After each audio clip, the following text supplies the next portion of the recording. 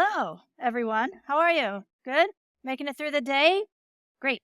I'm glad to see hands up and involvement because I'm going to be asking you questions all through the today. So, as he said, I am Jen Blatz, and I'm here to talk about stakeholders. And stakeholders are those folks who we partner with to build and improve product. Now, thinking about that word, improve, kind of makes me laugh because we are often promised we're going to be able to put that stuff in version 2, right? Ever heard that? I want to hear a groan if anybody's promised a version 2 to you. Huh? Yeah, exactly. So we are here to talk about some very interesting specimens in the animal kingdom, and they are beastly challenges, also known as our stakeholders. And I'm going to use the politically correct term and call them challenges. Now, honestly, I hate that word challenges. Why don't we just call them what they really are? A pain in the ass, difficult, inconsiderate. No. Just kidding. I will be nice for now and say that challenges come with any profession, right? But these are very special considerations that a lot of us UX folks have to deal with. So I'm going to give you a mini playbook on how to deal with some of these beastly stakeholders today. And, to be honest, when we got into user experience, we didn't think we were going to have to deal with people challenging us along the way, right? We just thought, we just want to conduct user research, or we just want to build intuitive and slick interfaces, right? We didn't know we were going to be challenged along the way, but we cannot go on this safari alone. And I'm going to talk about some of those partners that we have in our talk. So let's face it, sometimes stakeholders, they make our life difficult. And I'm going to apologize to you right now if some of the things I say today offend you. So if you're a product owner, a product manager, an executive, sales folks, marketing folks, you might be one of these beastly stakeholders I'm talking today. It's not that I don't love you. I do. And you're very important in this process. We can't go on this safari alone. But damn it, you make our life difficult sometimes. There, I said it. I'm not sorry for that, but I just want you to understand that today is about not just naming the beast, but understanding the beast, and also coming up with some ways to tame. And when I say tame, it's really to make a better working environment for all of us, all of our partners, right? I'm asking also for you to put your self-aware hat on and think about how you might be one of these beastly stakeholders. I am an equal opportunity offender. And if you are a UX designer or strategist or researcher and you're one of these beastly stakeholders, own it and fix it. And since I'm apologizing for offending our friends here, I have one more apology, and that is I am very likely going to be dropping some curse words today. How I roll. But you know what? We're all adults, so fuck it. Let's keep it real. I want to start off with a story. I was a UX experience researcher and designer at a company that owned a bunch of animal hospitals. And I was in a meeting with my product owner, and he just happened to mention this doctor app that was going to developers in 2 days. And I'm like, what doctor app? I had not heard anything about this. And he's like, oh yeah, this is an app for the doctors to open before they go into an exam room. And I said, oh, okay. What's going in that app? And he said, prescription, full medical history, the pet parent's address. I was like, oh, okay. How do you know that that's what they need in that app? He goes, I just know.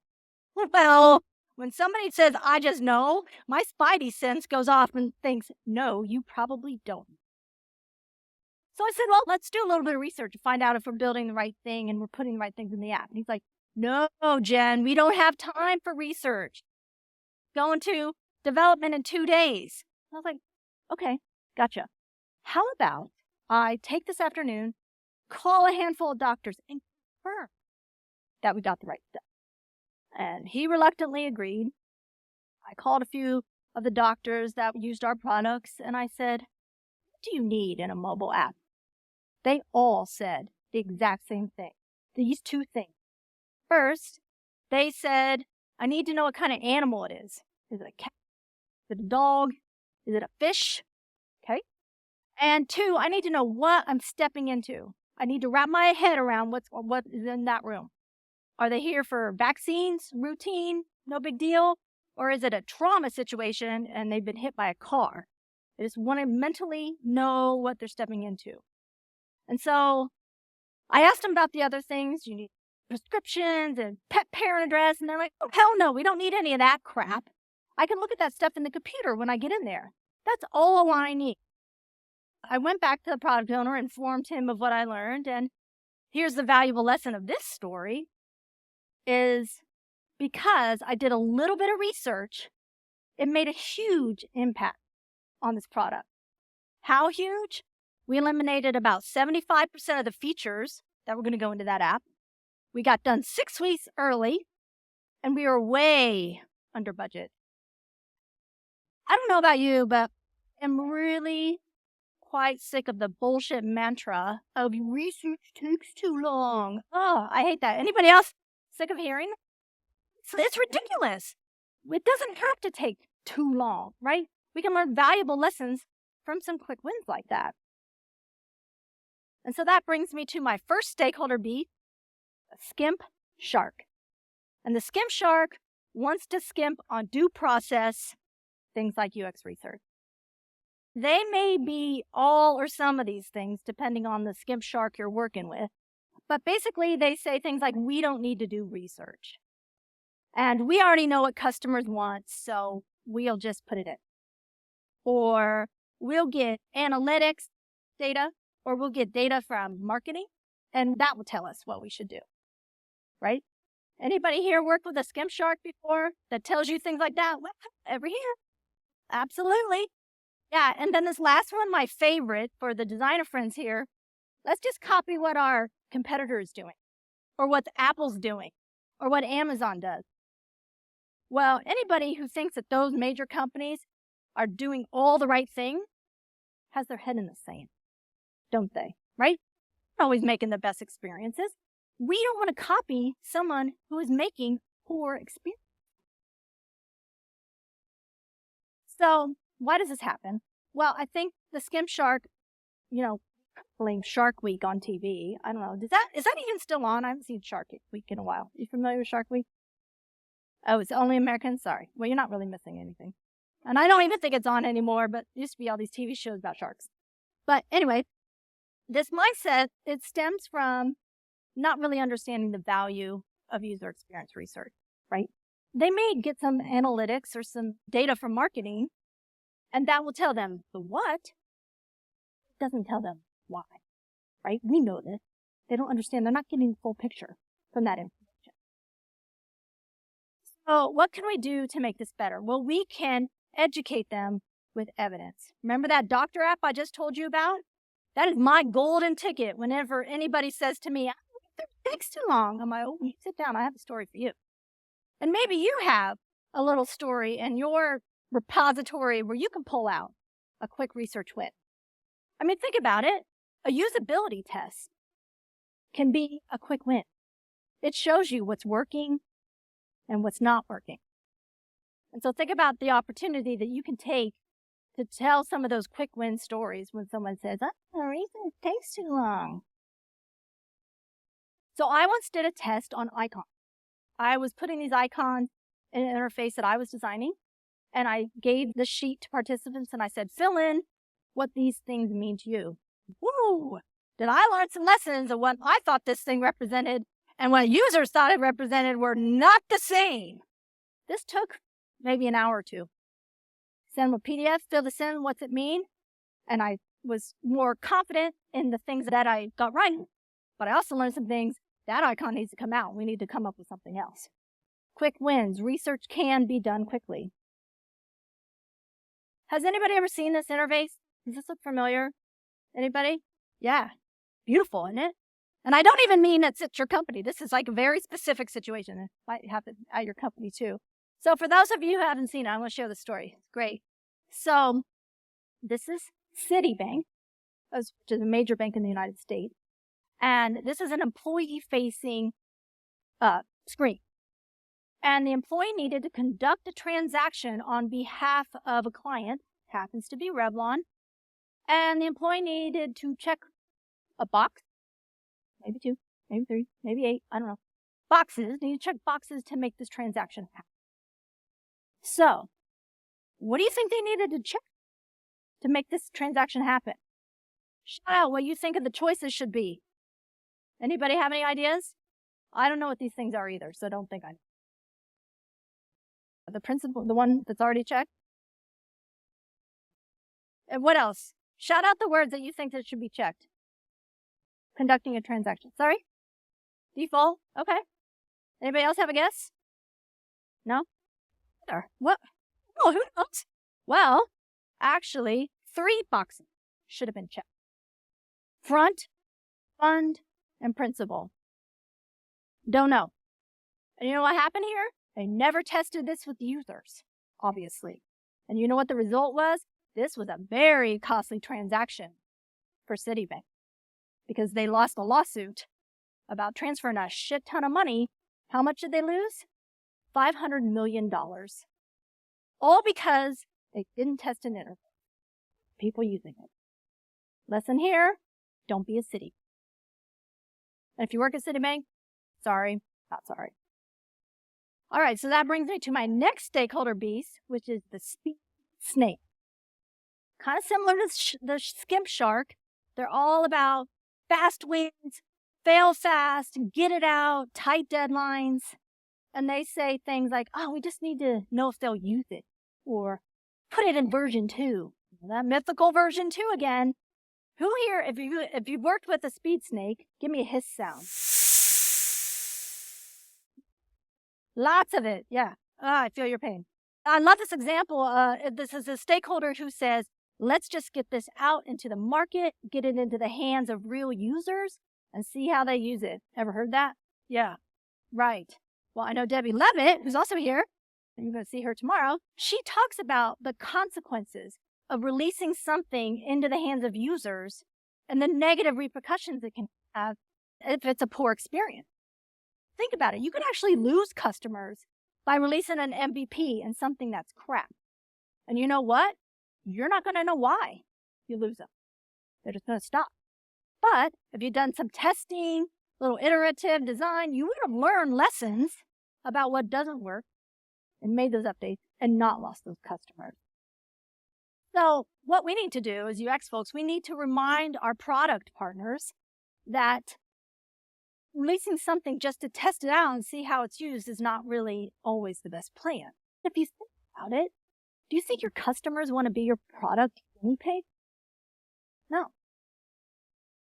So why does this happen? What is the rush? I think we need to put our empathy hat on for a second and think about what could be causing this need for speed. And I think there's multiple factors, but some could be internal factors, whether within themselves or internal within the company, or some could be external factors, like keeping up with the market. So they have this pressure to get these things done. Maybe an executive has set some arbitrary deadline, or they want to release a product so that they can stay competitive in the market. And so what this means is the speed snake is cutting corners, and it usually means they're cutting research to get it out the door. All right, so what can we do to make this better? And one way to do this is to get into the Agile roadmap. Now, Agile, love it or hate it, that is a whole different conversation. But if your team is working in Agile, then you can show how UX research and design can get ahead of the development track and not slow the process down. Show how long things will take and how planning ahead a little bit can actually be very productive and positive. So another thing we need to do is set realistic expectations. that timeline again, right? When I'm working on a product, I have given my product owner some options when it comes to research. Here's the large menu, all the things you're going to get. Usually takes a little bit longer. Here's the data we're going to collect. Here is the questions you're going to get answered, maybe the methods we're going to use, and how we're going to get closer to confidence by going this route. Maybe show them a little medium, which is a little less time, a little less answers. Maybe even show them small. And when you show them small, you show them what they're not going to learn and the consequences of not learning important data and the risks that they're taking on by not choosing the large menu item. And when they do that, you, my UX friends, need to document the hell out of that, because we're not going to get blamed when the product fails. And then, what happened? What went wrong? Well, here's what went wrong. You chose this, and you chose the consequence.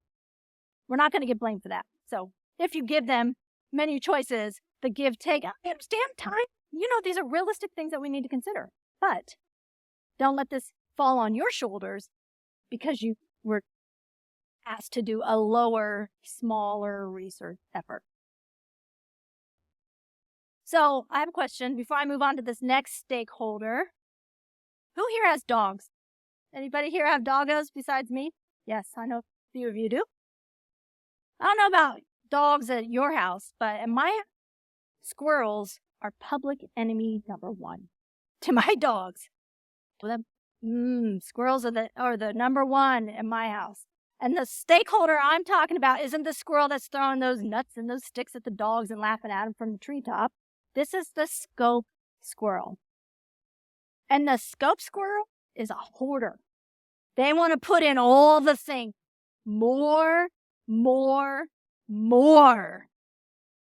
Customer service says we need to create a chatbot, so we have another channel for customer support. Sales says we need to have our articles be in like an Amazon checkout system, because that's what Amazon does. Or Executive Eric up there in his ivory tower says sprinkle AI on it, whatever the hell that means, because everybody else is doing it. This is what the Scope Squirrel is working with. And sure, some of these things might provide a lot of value, but they take time to build, right? And so this comes in a phrase, maybe you've heard this before. Go ahead and do that while you're at it. Anybody ever been told that? You're in there, you're messing around, just add this while you're at it. Well, the next time you're at the market or the grocery store, throw a bottle of Dom Perignon in your shopping cart. While you're at it, just throw it in there. You think that's not going to have an impact on your final bill when you check out at the grocery store? Hell yes, it will. We're getting that $200 right there by just throwing that in while we're at it. Yikes. And we all know in this room that feature bloat is real. Any Photoshop users here? Yes? Yeah. Uh-huh. What menu was that under? This, my friend, is the result of a Scope Squirrel shitting all over everything. So why does this happen? Well, I'm going to say that this happens because the Scope Squirrel just wants to make our life miserable. No, not really. Just kidding. They really do want to provide value. They want to provide value to the users, to executives, to marketing or sales or whoever is requesting the thing. And I get it. We want to provide value too, right? But we have a finite set of resources and tools and time. Can't just build all the things. My husband, when I give him a long to-do list, he says, I'm not made of hand. Wish he was, that would be very handy. But the idea is he can't do all the things because he's one person with two hands, right? I get it that we want to provide value, but we just can't. And so we need to advocate for the leaner experience. We know that just throwing more things is not always the best solution. I like this quote, more isn't always better. Sometimes it's just more to manage. And more to manage means more to find, more to learn, and more to understand. And we know our users don't want to do. They don't want any of that. So remember that story of the doctor app that I told you? Think about that. If we had kept all those things in there, that would have made it more difficult for the doctors to find and do the important things that they need to do. Now, I know I'm preaching to the choir a little bit here, so apologize for that, but it's a good reminder. And so what can we do to help the Scope Squirrel? Well, we need to ruthlessly prioritize. And if they can't do it, we're going to help them. There are frameworks out there that you can help your product team prioritize. Heard of Moscow? Anybody seen this framework? Yeah, this is a common one. You be up here in the must-have quadrant and don't be farting around in any of these others. You stay up here. Or, like you saw this in Maria's talk earlier this morning, effort versus value or impact matrix. Anybody ever use one of these with their team? Yes, this can really help the team focus on what they can do. So we need also, not just to prioritize, we have to show what our resources are, what our availability is, and show that we just can't build all the things.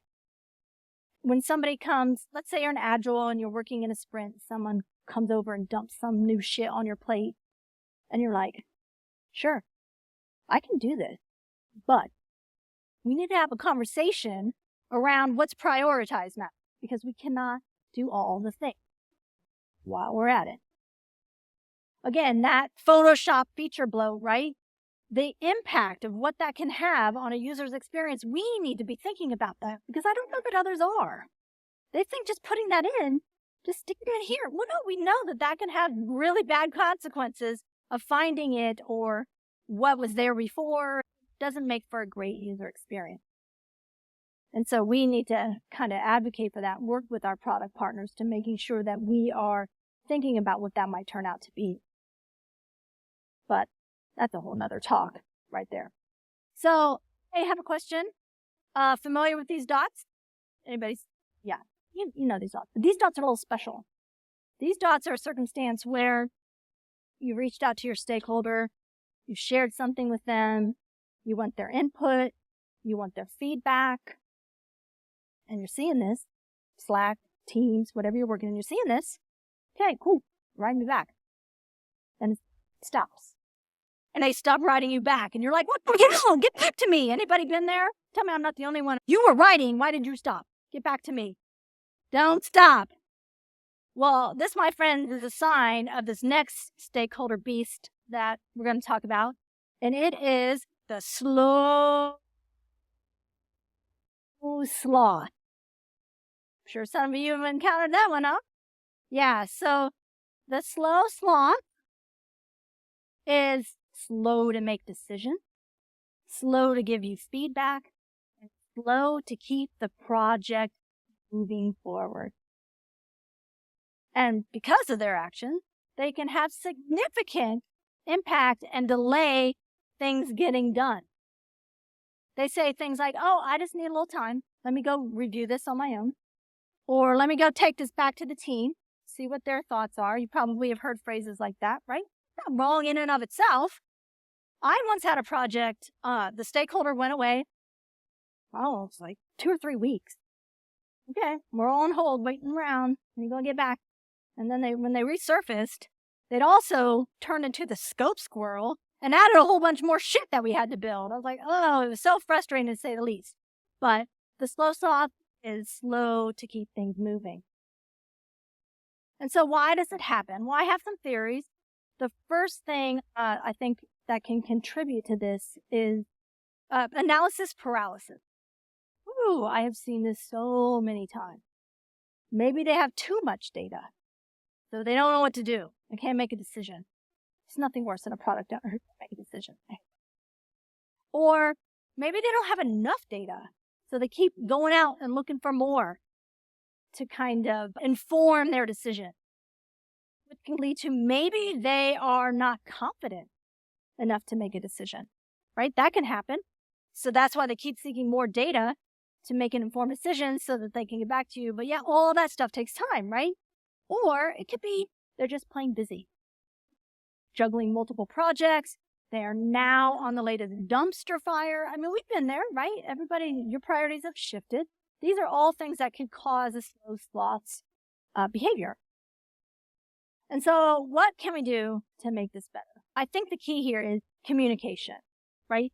We need to be clear on what we need from them and when.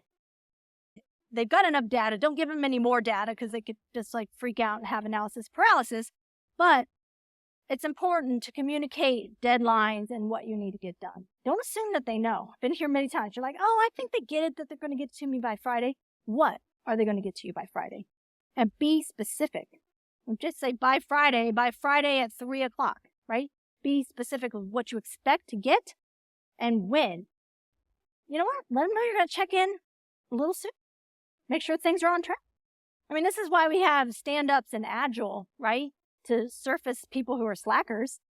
I mean, to show when things might be going off a little bit. But yeah, so a way to keep the slow sloth from disappearing and dragging down the project is to communicate those tight deadlines and have frequent check-ins to make sure things are on track and not like slowing things down. And really, friends, these are classic project management skills that, you could be using at any time. And so that brings me to my last beast, and that is the Shit Skunk. And this one has a lot going on. I mean, quite frankly, this to me is like the worst stakeholder. They really try my patience, and they really piss me off sometimes, to be honest. Oh, so the Shit Skunk is the stakeholder that thinks they know it all. They dismiss your work. They ignore your research findings. And they often display low UX maturity. They just don't understand.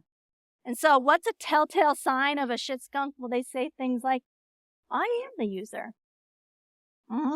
Or, we already know what a user wants. We don't need to do research. Heard that one? Yeah? Oh, your sample size is too small to make a decision. Yeah, heard that one too? How about, we promised this to executives already, so we're building it. Ever heard that? Yeah. This one's my personal favorite as a researcher. They come to you and say, just send out a survey to learn this. Just run an A/B test to do this. They don't even know what they want to learn. They're just telling you what method to do because they think they know everything. This is very, very frustrating. A Shit Skunk has a lot of strong opinions. And so they push back. It's kind of a big ego thing, but they push back on you because they don't want to admit that they don't know. So they're going to fight you with their own expertise, which isn't founded in any real data. It's just founded in their opinion. Anybody here work with a Shit Skunk ever? Yeah? Anybody in the last, keep your hands up, week? In the last week? Yeah. Sorry about that. Well, hopefully you're getting a little break from that Shit Skunk for a couple of days by being here at the conference. That's the only saving grace. Right. So I want to share with you one of my Shit Skunk tactics when someone says, I am the user. And you know what? To be honest, they might be a user. It happened, right? It could be true. So when I say to that person, when they say I am a user, I said, yes, but you know too much to be an average user. You know how the sausage is made. You know the decisions of why things are in this product and why they're not, and you care about that. And your paycheck is actually tied to some of those things. And you know what? The average user does not give a shit about any of that stuff. They want to come in, do their thing, bounce out, and go about the rest of their day. So no, my Shit Skunk friend, you are not a user.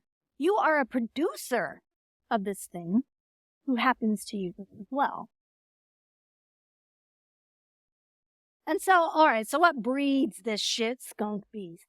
I think it comes from a place of insecurity and the desire to maintain control. That's not all the factors, but those are two strong factors.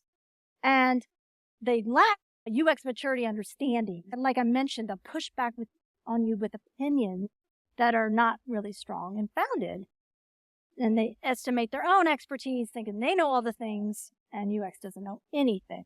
I told you, this is my least favorite stakeholder, and this is why I named this scenario after the animal that produces the most. But, I'm not negative all the time, most of the time, but not all the time.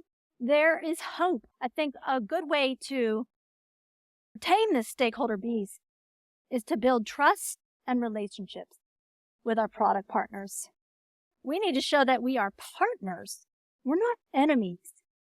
We're all striving for success.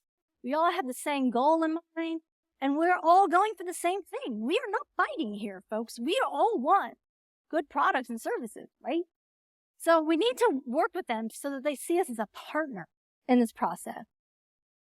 And I think another thing that works really well with a Shit Skunk is them think it's their idea. You know that one. Let them think it's their idea. No, yeah, that's great. Yeah, it is. It's your idea. Let them think that. They don't know. They're all so self-absorbed. They don't even know. I'll be honest, though. Building trust and building relationships is not going to happen overnight. It's going to take time. You're going to have to be persistent, patient, professional, which is a really tough part. Sometimes, let's face it. But time, hopefully you can build those relationships and trust with your product partner or executive or whoever this Shit Skunk beast is. And you know what? If all else fails, kill them with data. When you are sharing research findings, metrics, case studies, do not lace it with your opinion. Keep it hard, keep it factual, keep it data-driven. Because it's difficult to dismiss what you're sharing when it's truly data and not your own opinion. So I have a phrase that I use when I'm sharing UX research, and that is the data shows. Now, this is a really good phrase, and I want you to say this with me because I want you to add this to your toolbox. The next time you need to show something, the data shows. Okay? Everybody say it with me. Really loud. The data shows. Yes. Because you know what? When we're dealing with stakeholders like this, it's very difficult to argue with data when your only weapon is your opinion. Oh, okay. We covered a lot today, folks. So let's do a quick rundown of all the stakeholder beasts that we talked about today. So we talked about the Skimp Shark, which is the one who wants to skip research and UX process. We talked about the speed snake who wants to fail fast, to get it out there into hands and doesn't want to do research either, but just like makes up the arbitrary bullshit deadlines. God knows why. You know how they are. The Scope Squirrel. They want to hoard all the things. They're all about more features, right? Scope creep. The Slow Sloth is the one who slows down the project. And finally, the Shit Skunk is the one that just shits all over everything because they have low UX maturity. Yeah. So my major takeaways for you today from this talk is to be able to identify the beast, know some of the symptoms or the reasons why they have the behavior so that you can understand that, and hopefully to tame the beast by understanding what you're working with. And at the very least, if you do understand these behaviors, you can hopefully empathize a little bit with them. That's kind of what we do, right? We empathize, understand where they're coming from, and try to build that relationship. And in that course, hopefully raising the UX maturity of that person and your organization. Well, happy hunting, friends, on your next safari. Hopefully you got some good tips out of that. Thank you very much. Now, I'll say I could only cover 5. There's a lot more stakeholder beasts out there, right? Small scope here. Could only do so much. So I'd hope that I touched upon one that you unfortunately probably have encountered in your workplace sometime or another. So your veterinarian story, how did you manage to contact so many doctors on such a short notice? Because See, probably they're pretty busy, right? they are. But since I worked for this veterinary company, and what I did there was design the software that they use for their medical records and their booking appointments and whatnot, I had relationships with several doctors across the country that I could call. I've called from big hospital, little hospital, specialty hospital, got a broad range of perspectives. But I had some doctors I would tap into on a semi-regular basis that I could, hey, I need you, call me back when you have a chance. I want to talk to you. So I had a great little panel of participants ready to go. Thank you. Yeah, I know. The hardest thing, right? Get participants, the hardest thing. I was lucky. In-house, enterprise software, already had them in the bucket. Yeah. Hey, Jen, thank you so much. You talked a lot about when people say we don't have time to do it, we need to be fast. What about the ones, I don't know, the animal for this, who don't want to pay? So the ones who really say, what would be your argument to deal with this kind of animals? Budget is real, right? It is real. Fucking real. That's a good question. I mean, we can kind of maybe do investigation to show how much it could cost. Can we do one session, an optimal workshop, pay for like a one-off session? A lot of these research platforms don't let you do a one-off. You usually have to pay a subscription or a certain amount of credits or something like that. But maybe working a little bit of that into the budget and showing what you could do to actually, what it would cost. Just do a little bit of research. There's guerrilla research. I have gone down to coffee shops literally with pieces of paper, things drawn with pencil, and said, do a usability test. Costly, nothing, or $5 for a Starbucks coffee, right? So when it comes to budget time, when there's starting to be some budget discussions, and I know this is way ahead of it, and it's probably too late at that point, but start thinking about like, hey, next year, I think we would want to budget in a little bit of research opportunities, and here's how much it will cost, and start having a conversation. I mean, I've had to pay for research myself. Like, I've had to pay people out of my pocket because I'm like, this is bullshit. I don't know the answers, and I'm not going to move forward without confidence. Now, I'm not saying hundreds of dollars or anything. You know, when I told you about taking the paper down to the coffee shop, I bought those out of my pocket because I wanted answers. So, that's an option too, maybe. But I know it's real. I feel that. Thank you.